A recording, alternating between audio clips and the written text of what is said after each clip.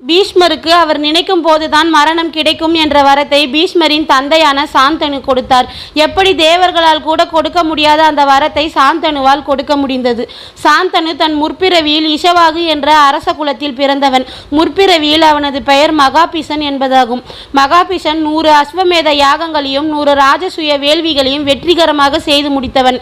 அதனால் மகாபிஷனுக்கு தேவர்களுக்கு இணையான சக்தி கிடைத்தது. அதனால் ஆணவம் கொண்ட மகாபிஷன் தேவர்களையும் தெய்வங்களையும் மதிக்காமல் நான் தான் சிறந்தவன் என்ற மமதை வந்து தேவர்களையும் தெய்வங்களையும் அவமதிக்க ஆரம்பித்தான். அவனது செயல்கள் போக போக மோசமாக மாற ஆரம்பித்தது. அது மட்டும் இல்லாமல் அவன் அரண்மனையில் அவன் அருகில் இருப்பவர்களையும் இனி தேவர்களுக்கு இறைவணக்கம் செய்யக்கூடாது, தேவர்களுக்கு இணையான சக்தி கொண்ட நானே உங்கள் அருகில் இருக்கும்போது ஏன் நீங்கள் மற்ற தேவர்களை வேண்டுகிறீர்கள்? உங்கள் தேவை என்னவென்று என்னிடம் சொல்லுங்கள், அதை நானே தீர்த்து வைக்கிறேன் என்றான். அதனால் மகாபிஷன் அரண்மனையில் இருந்த சேவகர்கள் யாரும் தேவர்களை வேண்டுவதில்லை. என்னதான் மகாபிஷன் 100 அஸ்வமேத யாகங்களையும் 100 ராஜசூய வேள்வியையும் நடத்தி தேவர்களுக்கு சமமான சக்தியை அடைந்திருந்தாலும் அவனிடம் கணக்கிட முடியாத செல்வமும் செழிப்பும் இருந்தாலும் அவனுக்கு சந்தான பாக்கியம் என்ற ஒன்று இல்லாமல் போனது. அதனால் மகாபிஷன் மனைவி ஜோதிடரை வரவழைத்து அவரிடம் ஆருடம் கேட்டாள். ஜோதிடர் மகாபிஷன் மனைவியிடம் பிரம்மதேவனுக்கு ஒரு மாகாணம் முழுவதும் 8 நெய் தீபங்கள் ஏற்றி வேண்டுதல் நடத்த சொன்னார். மகாபிஷன் மனைவியும் ஜோதிடர் சொல்லியது போல் பிரம்மதேவனுக்கு 8 நெய் தீபம் ஏற்றி வேண்டுதல் செய்ய ஆரம்பித்தாள். ஆனால் அவள் இந்த வேண்டுதலை செலுத்தும் விடயத்தை தன் கணவன் மகாபிஷனுக்கு சொல்லவில்லை. தன் கணவனுக்கு தெரிந்தால் நம்மை பிரம்மதேவனுக்கு வேண்டுதல் செய்ய விடமாட்டார், வேண்டுதலை செய்யாவிட்டால் தனக்கு சந்தான பாக்கியம் கிடைக்காமல் போய்விடுமே என்று பயந்து மகாபிஷனுக்கு தெரியாமல் அவனிடம் விடயத்தை மறைத்து விட்டாள். ஆனால் மகாபிஷன் தேவர்களுக்குத்தான் வேண்டுதல் செய்யக்கூடாது என்று மறுத்தானே தவிர தெய்வங்களுக்கு வேண்டுதல் செய்ய வேண்டாம் என்று சொல்லவில்லை. அதை புரிந்து கொள்ளாமல் அவன் மனைவி அவனிடம் உண்மையை சொல்லாமல் மறைத்து பிரம்மாவிற்கு வேண்டுதலை செய்ய தொடங்கினாள்.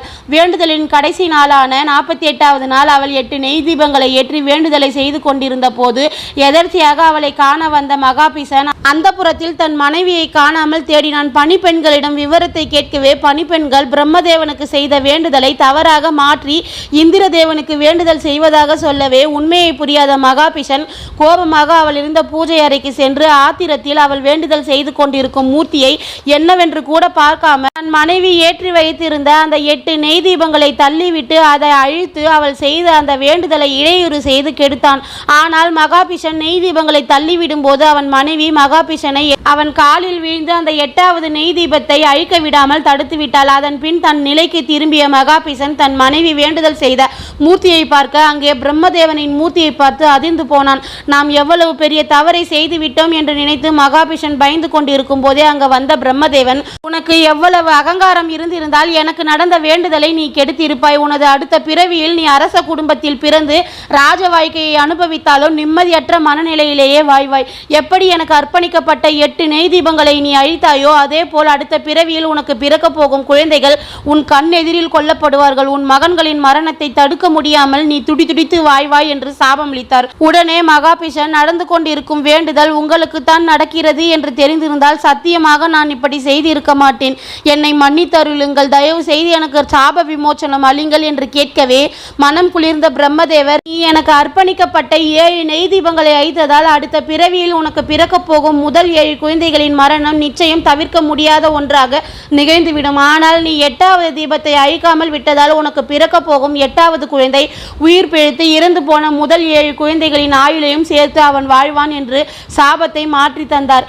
அந்த மகாபிஷன் தான் தன் மறுபிறவியில் சாந்தனுவாக பிறந்தான். அஷ்டவசுக்கள் முனிவரின் சாபத்தால் சாந்தனுவிற்கும் கங்காதேவிக்கும் குழந்தைகளாக பிறந்து அதில் பீஷ்மர் மட்டும் உயிர் பிழைத்தார். சாந்தனு பீஷ்மருக்கு விருப்ப மரணம் என்ற வரம் கொடுக்க முடிந்ததற்கான காரணம் அவன் முற்பிறவியில் மகாபிஷனாக அவன் செய்த 100 அஸ்வமேத யாகமும் 100 ராஜசூய வேள்வியும் அவனுக்கு கொடுத்த சக்தியும் பிரம்மதேவர் கொடுத்த சாபமும் தான். அது மட்டும் இல்லாமல் மிருத்யுஞ்சய வரமும் சிரஞ்சீவி வரமும் தான் தேவர்களை தவிர்த்து வேறு யாருக்கும் கொடுக்க முடியாது.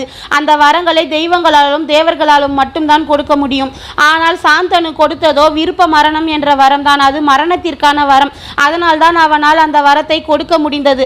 அதுவும் இல்லாமல் பீஷ்மர் அஷ்டவசுவாக இருந்து பெற்ற சாபமும் சாந்தனு கொடுத்த வரத்திற்கு ஏதுவாக அமைந்தது. இப்படி பிரம்மதேவர் கொடுத்த சாபம், பிரபாசா என்ற அஷ்டவசுவாக பீஷ்மர் பெற்றிருந்த சாபம், சாந்தனு தன் முற்பிறவியில் மகாபிஷனாக இருந்து செய்த 100 அஸ்வமேத யாகம் மற்றும் 100 ராஜசூய வேள்வியின் பலன் எல்லாம் ஒன்றாக சேர்ந்துதான் சாந்தனுவால் பீஷ்மருக்கு விருப்ப மரணம் என்ற வரம் கொடுக்க சாத்தியமாக அமைத்தது.